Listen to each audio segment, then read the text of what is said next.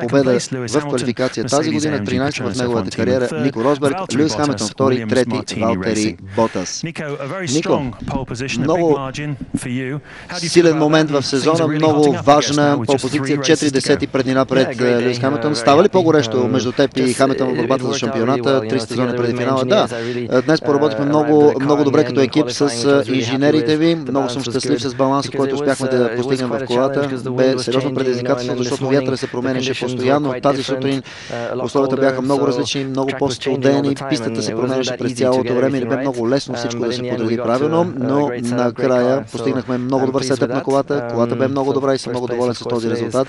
И разбира се, първа стартова позиция за утрешното състезание е нещо прекрасно, но състезанието е това, което носи точки, така че още от този момент се фокусираме изцяло в състезанието утре. Луис, ти бе най-бърз в свободните тренировки, най-бърз в първата фаза на тренировката, но след това втората фаза на квалификация, като че ли имаше някакви проблеми с спирачките, с гумите. Какво се случи във втората и третата фаза на квалификацията? Да, точно така.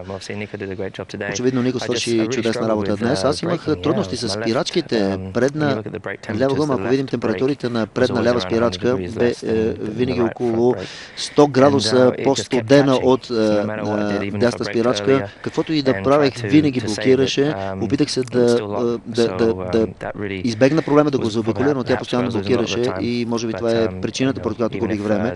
Но дори и това да не бе част от проблемите ми, мисля, че Нико бе много бърз днес. Да, ще трябва да видим дали този проблем няма да ни попречи и в състезанието. Ще видим дали могат да се почистят повърхностите или нещо от този род, за да бъдем конкурентни в състезанието. Валтери, ти отново си в топ 3, в невероятна форма си в момента. Да, разбира се, много силна квалификация за нас още веднъж. Много съм доволен с добрите обиколки, които направих в третата фаза на квалификацията. Трудна бе седмицата по някаква причина. До сега не успях да постигна хубав ритъм в моята работа, а чак сега успях вече да се отпусна и да имам доверие на колата, така както е необходимо, за да атакувам всяка една от кривите. Благодаря много на отбора ми, с който стартираме от втора редица в утрешното състезание. Предстоят много важни 3 състезания, за да се опитаме да запазим предимството си пред Ферари в шампионата при конструкторите. Нико, отново към теб. Отново нека да се върнем към характеристиките на тази писта. Относно старта, има голяма разлика между чистата и прашната част на старта. Имаш предимство за състезанието утре. Не съм мислил все още върху тези доста далечни етапи спрямо момента сега. След като стартираме от първа позиция и тя е с по-добро встъпление, щом казвате, че това е така, това наистина е много важно. Но да не забравяме, че всичко приключва в края на състезанието. Сега Нико и Валтери, народните си езици. Die Bedingungen haben sich auch die ganze Zeit verändert. Ja, zum Beispiel auch heute Morgen. Es war eiskalt da draußen auf der Strecke und jetzt heute Nachmittag war es dann wieder warm. Und da kann man eigentlich fast gar nichts testen. Und daher bin ich eigentlich sehr zufrieden gewesen jetzt am Ende. Mein Auto lag richtig gut im Qualifying. Also mit meinen Ingenieuren zusammen haben wir echt einen guten Job gemacht, alles hinbekommen und dann konnte ich auch richtig attackieren. Ja. Und daher bin ich auf jeden Fall froh. Erster Platz ist gut, aber zählt natürlich morgen, daher gehe ich jetzt gleich voll konzentriert an die Sache ran, um mich auf morgen vorzubereiten. Start wird wichtig natürlich und dann wird es ja, sicherlich ein langes Rennen, aber ich habe ein echt gutes Auto auch im Rennspeed. Ich habe sogar ein bisschen mehr Richtung Rennen schon gearbeitet vom Setup her, also bin ich sehr guter Dinge. Thank you. Valtteri, please. Ihan hyvä lähtökohta huomiseen kisaan, että 3. ruutu ja tiiminä meille hyvä tulos, että 3. ja 4. Niin tästä on hyvä lähteä kilpailuun ja huominen on kuitenkin se, mikä merkkaa ja siellä ne pisteet jaetaan, niin ihan hyvillä fiiliksillä siihen. Ja siihen on tyytyväinen nyt tähän mennessä viikonloppuna, että sai pääsi viimeinkin itse semmoiseen hyvään rytmiin ja saatiin autoa aika paljon tuossa kolmannesta harjoituksesta aikaa jo parannettua, että saatiin se semmoisia hyviä säätöjä viimeinkin ja pystyi oikeasti luottaa siihen autoon, miten sen pitääkin olla ja sitten vaan sai pari hyvää nappikierrosta tossa ja se riitti 3. sija, mutta ei mitään, lähdetään huomenna taistelemaan. Nämä menee varmaan liian kovaa näillä näkymin, mutta ikinä ei tiedä mitä kilpailussa tapahtuu. Se on pitkä kisa ja lähdetään taistelemaan niin korkeasta sijasta vaan kuin mahdollista.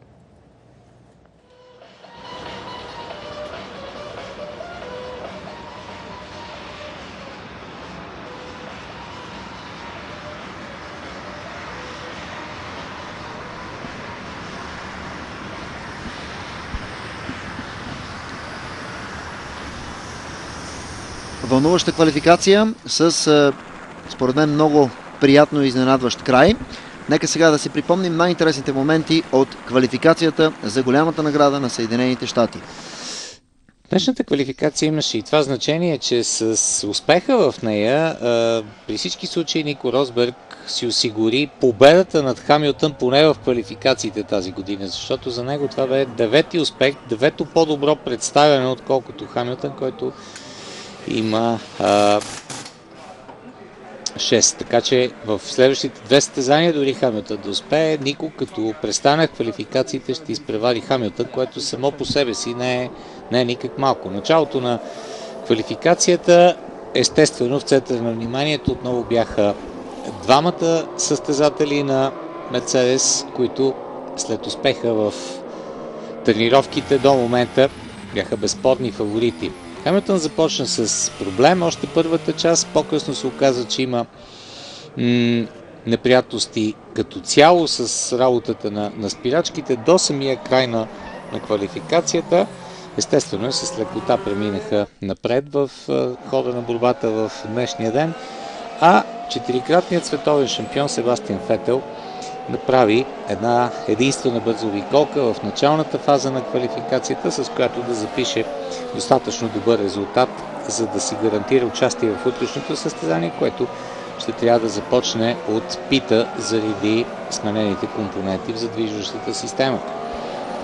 Гросжан знаеше, че квалификацията ще е много тежка за него. Също можем да кажем и за пилотите на Торо Росо, най-вече за Жан-Ерик Верн, чието двигател не бе в 100% кондиция за максимално представяне. Гросжан видяхте с грешка и за негово съжаление отпадна от първата фаза на квалификацията. Себастиан Фетел направи само една обиколка. Нейната цел не бе да подобри времената, на който е било, а просто да се предпази от евентуален аргумент за това, че ако не участва в квалификацията, има риск да не бъде допуснат до старт в състезанието, а причината, както ви каза Иван, е едно правило, по силата на което, след като се сменя целият задвижващ блок, независимо от резултата в квалификацията, в състезанието, в което се случва това нещо, даденият състезател е наказан със старт от пит лейна. Кадри от машината на Фернандо Алонсо преди секунди, сега и от работата на Нико Хулкенберг за отборът на Форс Индия. Нямаше особено голям шанс и Нико Хулкенберг да се пребори за по-предна позиция в днешната квалификация, но все пак и той и Перес, според мен, направиха едно доста добро представяне. Далеч пред тях обаче се оказаха доскорошните им преки съперници в борбата при конструкторите, пилотите на Макларен, които се класираха в финалната фаза на борбата днес. Пастор Малдонадо, който видяхме с втория Лотус, стигна до участие във втората част и направи изключително силно класиране, което го постави на 11-та позиция. Виджай Маля в близък план. Сензацията в днешната квалификация поднесе в голяма степен Адриан Сотил, който успя да стигне до финалната фаза. За първи път пилот на Заубер тази година прави подобно силно класиране. Започна с меки гуми и нямаше възможност Сотил да направи две бързи обиколки в финалната част на квалификацията днес. Един бърз тур направи само с допълнителния комплект гуми софт, който се предоставя за участниците в последните минути борбата между топ 10. Нико Хулкенберг, за негово съжаление, не успя да намери място сред пилотите, участващи в третата фаза на квалификацията. Същото можем да кажем и за пилотите на Торо Росо. Адриан Сотил щеше да даде всичко, на което бе способен, но то нямаше да е достатъчно за нещо по-различно от дъното на топ 10, което сама по себе си е голям успех предвид трудностите на Завър към момента. А в финалната фаза Даниел Рикардо направи възможно най-доброто представяне, като зае петата позиция, за която се бореше с Фернандо Алонсо. Зад пилотите на Мерцедес и на Уилямс се подреди състезателя на Red Bull. Алонсо остана шести.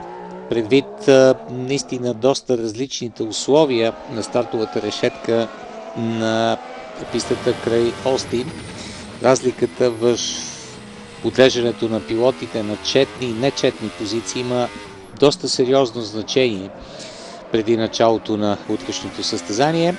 В предпоследните обиколки, в заключителната част, Нико Росберг бе по-бърз от Хамилтън, който се оплака от вибрации в автомобила си още във втората фаза. Не успя да постигне желаната температура в спирачките си. Английският пилот на Мерцедес и в крайна сметка остана втори, а Нико подобри постигнатото топ постижение при първия си опит в финалната фаза с още по-добра, великолепна обиколка в края.